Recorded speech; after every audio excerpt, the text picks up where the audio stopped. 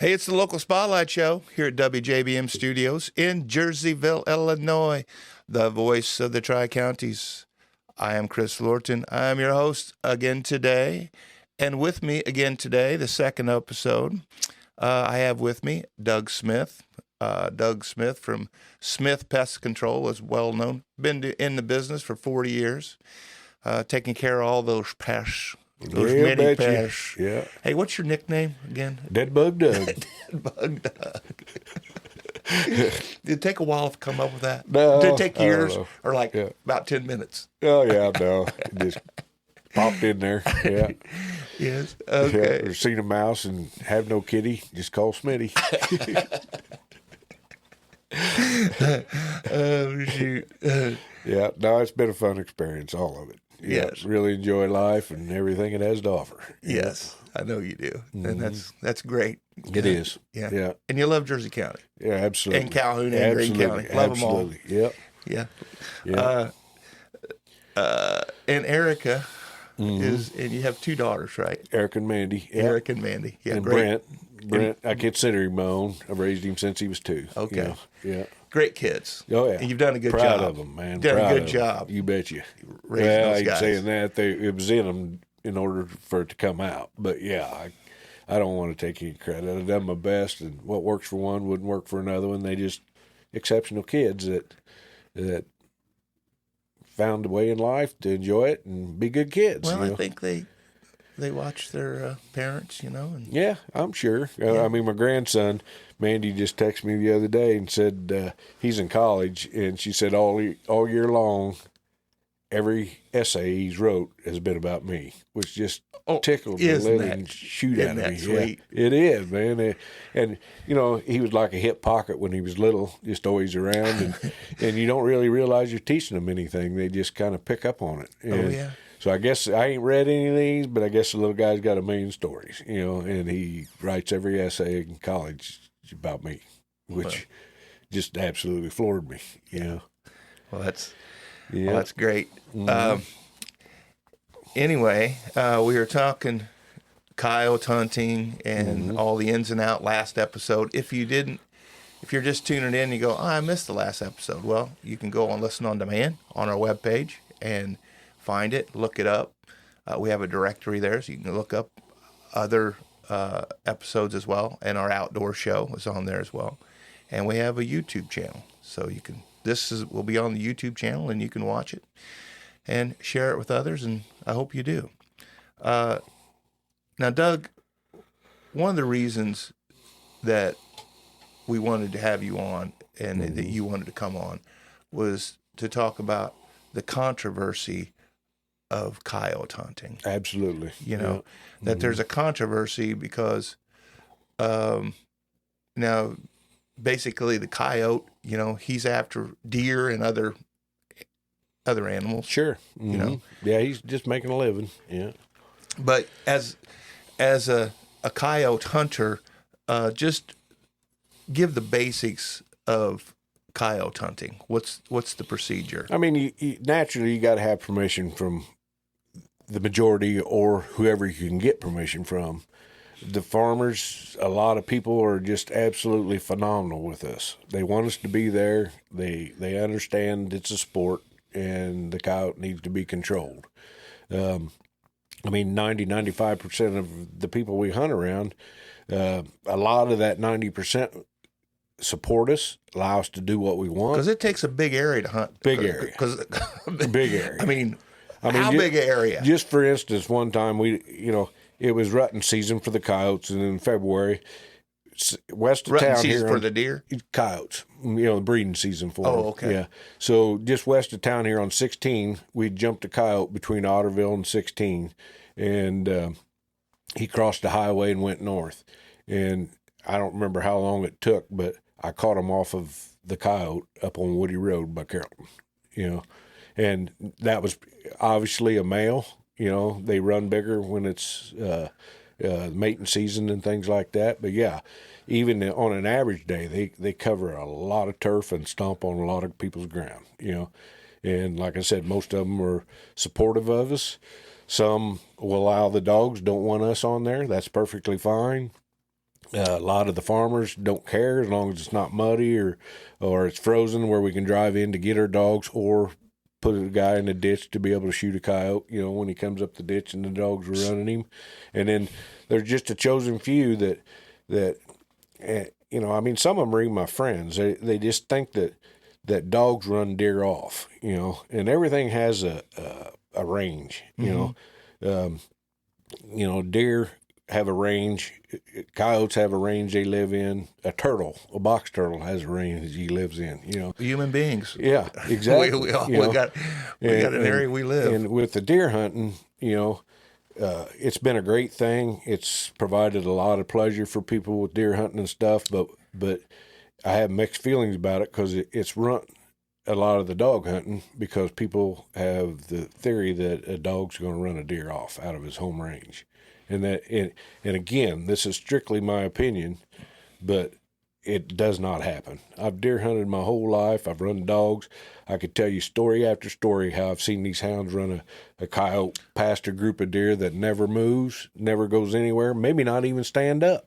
Well, I think that is true because when I hear people talk about deer hunting, I talk to deer hunters because we got the outdoor show, and there's a lot of my friends and people I know, I ask them, "Hey, how'd you do this season?" And they have their eye on a buck. Oh yeah, they got their eye, and the buck isn't taking off anywhere. It's got its home base. A buck will stray farther during the rut, just like a male coyote would. To say he's your deer and you're going to keep him on your property in order to harvest him? No. He's free to go wherever he wants to, but I've seen it many times on cameras and things like that because I own property, and you'll have a buck summer on you all summer, and then when the rut comes, you're like, where'd he go?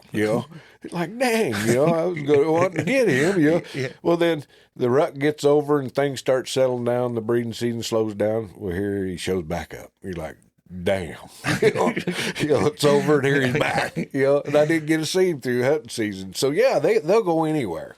But for some reason, a deer hunter thinks that if the neighbor's dog runs through while they're hunting, Go run him off forever. Hunt. Just run their hunt. Run that deer to 3 counties north, No. He kind of like rabbits. Yeah. It's just a bigger circle, but they'll say, well, he went over there and peed on that tree. Well, who cares? There's wildlife pee on a daily basis, whether it's a coyote or whatever. I've known old timers that would take their thermos of coffee to their deer stand, drink their coffee, and then when they were done, they'd pee in the thermos so they wouldn't have any scent around. I pee down my deer stand forever. It ain't like a deer comes up and says, "Oh, that's old Smitty pee there," or anything else. This is strictly my opinion. Yeah. But I'm a firm believer in it because I've experienced it. I pee down my stands millions of times. So to think a dog come through there and just totally runt your hunt. Who knows that say a guy killed a world-class buck? Who knows some kind of vermin, a dog or a coyote didn't just run through the holler below and cause that buck to move up on the ridge where he was hunting? You might not have known it. I ain't saying that's what happened, but it very well could, So to think that animals run other animals off is just absurd in strictly my opinion. I wish this was a thing where people that think that, I could talk to them or they could ask me questions to agree, to disagree, or whatever. But like it's back to what we was talking about, 90% of the people support us, but you'll get somebody from the city that moves out and buys 20 acres. And these dogs have no idea what's property they can allowed to be on or what they can't. So, if we got 10,000 acres we can hunt and say just for instance, there's 500 there that's split up between 4 or 5 guys that each own 100 apiece, it's impossible for us to control these dogs for crossing your property. I respect every bit of them not wanting them there. I respect it's their property. They have the right to do what they want. What I'm asking is just if they would consider a little sympathy for what our sport is. We're all hunters and we all got to get along. But I want to know why their theory is, what did it hurt? In most cases, if you'd own 100 acres, probably if you just turn your head for 5 minutes, they'd be gone, And So nothing was hurt, nothing was harmed. They're the kindest dogs in the world. The only thing in their business is coyotes. I've seen Chihuahuas run these dogs off. At Russell Dunham out here east of town, I shouldn't mention his name. He's a war veteran that I'm very proud of. But the dogs were south of his house, and I was calling my hounds to come up through there, so we could get them caught. Well, he had a little Chihuahua that seen them dogs and went after him, and damn, just chased my dogs back south when we're trying to gather up here. I mean, they're just kind. They're just, and I don't know whether people portray that it's a coyote dog, it's a vicious animal or what. But they are absolutely not. Okay. No, they're a beagle with a lift kit and just kind dogs. I send my grandchildren out in the backyard with them. Yeah, they're bigger dogs. They might bump one of the little tykes and knock it down or something, but it's totally, totally harmless. They're just that friendly, Hey, if you're just joining us, I have Doug Smith with me. He's a local businessman and avid coyote hunter, and we're talking about coyote hunting. Yep. And some of the issues of coyote hunting. Coyote hunting is important, probably if you want your deer to survive, on your property. You probably need to eliminate. It's nature. But just kind of get them down a little bit. If nothing else, if you have an organized bunch of coyotes that's used to hunting deer, if you run dogs, it busts them up and kind of messes with their normal pattern of life, and if you'd happen to take one, all that just helps, typically we end up with 100 a year, maybe a little less, somewhere right in there. So that saves a lot of rabbits, a lot of quail, deer, so you get 100 coyotes. They do eat a lot of mice, which is a good thing. Yeah, we end up getting 100, huh? Yeah, close to it, yeah. How many coyote do you think get harvested in the Jersey County a year? Well, with the thermals, with people still hunting, with squealing rabbits and things like that, oh man, it'd be a bunch, with what we participate in and stuff. If you'd make me guess, every deer hunter sitting in a stand, a coyote comes by, he's shooting at it, Oh, yeah. So, how would I even be able to guess? But I would say, 500, 600, 700. Really? A year? I'm just guessing Jersey County. I'm just guessing, but... Boy, they multiply that fast. Oh, yeah. It's supply and demand with a lot of animals in the same way with the coyote. If populations are way up, they have less pups. If they're down, they have more. It's just a way of nature of providing, a balance somewhat. So, how do you keep track of your dogs? We have GPS. Basically, it's like watching the TV in your truck. You put a collar on the dog, and you got a bird's eye view on your TV, or it's called a drive track or whatever. Yeah. But you put the collar on the dog, you put his name in, and these dogs, you can pan way out to where it's looking at 2 miles from above, or you can hone into like a 20-yard circle.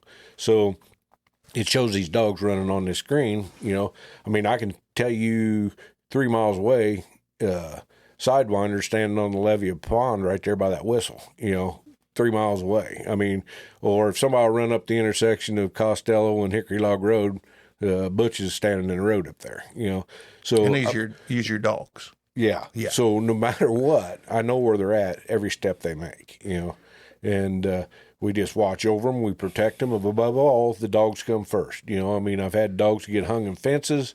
This has saved dogs' legs. Before, we had what they call telemetry, which was an antenna that you put a collar on that beeped, and you pointed this antenna in the direction of the dog, and it beeped harder. Mm-hmm. Well, typically, if you was hunting 3,000-acre block or 2,000, whatever, if your dog got hung in a fence, you'd use this antenna to beep him. Okay, well, he's still there, So you didn't really keep an eye on him. So you didn't know. And if a dog gets his leg twisted in a fence and hanging by his back leg, it's crucial to get him out fast because it cuts the circulation off and it'll cut a groove in his leg, and a lot of times they'll lose their leg. Mm-hmm. With its GPS, you'll see 3 dogs running a coyote on your screen in your truck, and you can tell by the bird's eye where maybe a fence might be, and then all of a sudden one dog just stops. and the other two's going on. And you can go right to him. We can go right to him and get him out of there and save his leg. Okay, question. I guess sometimes there's landowners that don't like you driving across the ground. Absolutely. Yeah. What do you say to them about that? I mean, I'm fine with that. I really am. So what do you do? Drive to where you think you can drive and then get out and walk? Walk in, or do whatever. I mean, I love my dogs. I'll even take a ticket, a trespassing ticket to save my dog's leg. It's just the way it is. But and I respect that landowner to no end, but I just want to know why he would raise so much heck if it was kind of an emergency situation, what it would hurt for me to walk in and save my dog's leg, Yeah, I can definitely see your point. And I respect them. I don't want to be on their property if they don't want to be there. But some hunters maybe aren't as Absolutely. cordial Absolutely. and think about others like you do, because you've been 100%. doing it. You've been doing it for a while, because I think I have heard where landowners get aggravated because they're putting ruts in their Oh yeah, we stuff. do not do that. Yeah. I mean, some landowners, like I said, just get aggravated if they see your dog on the neighbor's property, and call the law. I mean, I want to know why, or even if our dog would happen to cross their property, I want to know what it is actually hurting so much that they want to shoot your dogs and they want to do all kinds of stuff. I've had dogs shot before. Yeah, and that creates a whole new issue. It's a felony to shoot a hunting dog, and in all honesty, my dog's not doing anything wrong that he hasn't been bred to do or I haven't taught him to do. So if anybody's to blame, I'd rather him come out and shoot me. It's just that simple, because my dog didn't deserve it. Now, are most coyote hunters, they feel the way you feel about their dogs? Probably not. Okay. I mean, it's a sport where coyote dogs don't mean as much as a coon dog or a bird dog to the owner or something like that. And why, I don't know. There is a lot of them out there that feel like I do, but there's a lot of them that don't. It's just a dog that's a tool for them to hunt, and for their pleasure. Mine's not like that. Mine's my pets, as well as hunting dogs. So now, by law, do you have to have permission for your dogs to run across? Well, years ago, it used to be that if you had permission and turned your dog loose there and he crossed somewhere where you wasn't wanted, it wasn't an extension of you. And then all of a sudden they turned, but to back up, if you actually turned your dog loose on posted private property that didn't want you there, then you was subject to a ticket, and so that was for years like that. So basically, if I had just say 1,000 acres and there's a guy with 200 acres in that block, if I turned them loose on the 800 acres and they crossed his property, they couldn't do nothing to you. Well, several years ago, they changed it to where your dog is not an extension of you, where he could. If you turned him loose on that 800 acres, he crossed that 200 acres, there wasn't nothing they can do to you. With all the controversy and the sensitive people anymore, they've changed that back. So I hate to advertise it, but if I got 10,000 acres to hunt and there's a guy in the middle that's got 10 acres, my dog crosses it, I'm subject to a trespassing ticket, which I don't think's fair, because I love my sport, Right. But I just want to reach out to these people. Come talk to us, or tell me why you get so upset when we have permission to hunt 95% of it around you, and What do you what's say? it hurting? Yeah, what do you usually say to people that get upset? I go straight to them, and when we get new landowners, I go straight to their house, knock on their door. A lot of times, or they're out of towners, a lot of times I call them. It's usually a no right from the start. But if I can keep them on the phone and talk to them and tell them of my passion, I can reason with them. And I can name you numerous people that has allowed us to do that for me doing what I done, and I'm not blaming any coyote hunters, but a lot of them don't do that, Mm-hmm. So when their dogs just start crossing ground that you haven't even talked to somebody about, it creates issues right from the start that gets hard to solve, they just feel like you don't have any respect for their property or their wishes or the right they have to own their own ground without somebody aggravating them, and But you do respect them. Oh, 100%. Yeah. Yeah, I do. And I'll do anything to try to make, I mean, we've got a person or two. One of them was my cousin, I mean, he just raised hell with us all the time. He owned 20 acres of wide open country that had a horse in it. For some reason in the beginning, he was my cousin. I liked him, thought the world of him, but he was just always against everything. He's just a sour old guy. And he had called the cops on us all the time. The cops figured out what the heck. We wasn't aggravating him. He just a whiner and wanted to complain. And so the cops have shifted to our side. Oh, they have.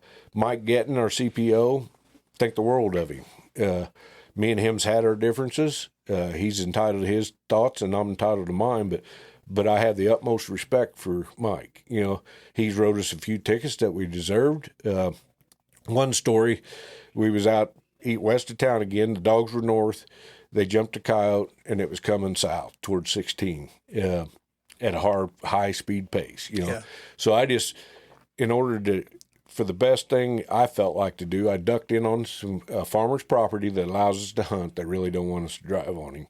But I did. It wasn't going to hurt anything. It was froze or dry. I don't remember the situation. But I left the highway through a field interest and headed north towards them dogs, and I stuck my gun out the window and just shot in the air. I didn't care about killing that coyote. All I wanted was not to have a pileup of car accidents on the highway, get my dogs killed or whatever. All I was doing was turning that coyote the other direction.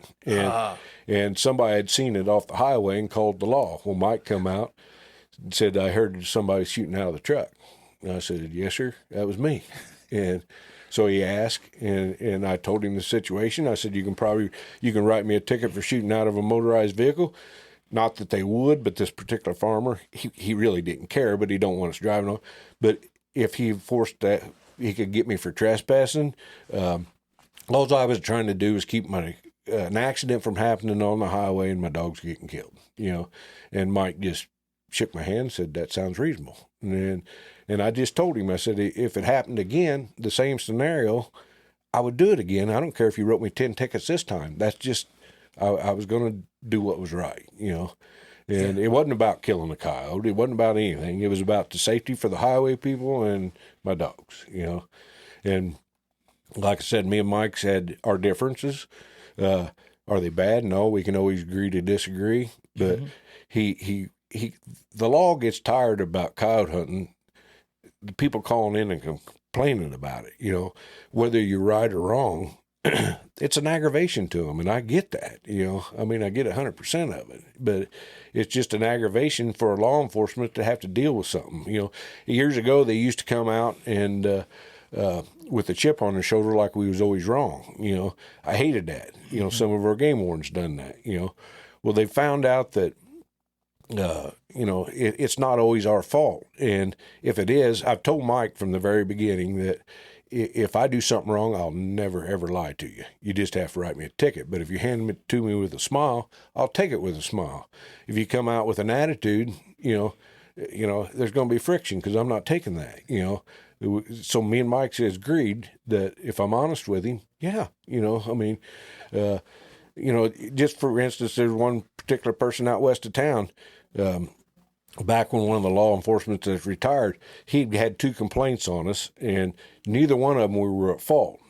But he was aggravated because he had to deal with it. So I asked him what he was doing the next morning, and he said nothing, just working. And I said, well, meet me out on West County Lane. Yeah, probably shouldn't even said an address. But anyway, I said, so he met me out there, and I go, just watch this. So I said, follow me to this dip, and you sit there, and I'll go down the road, and I'll turn around and come back.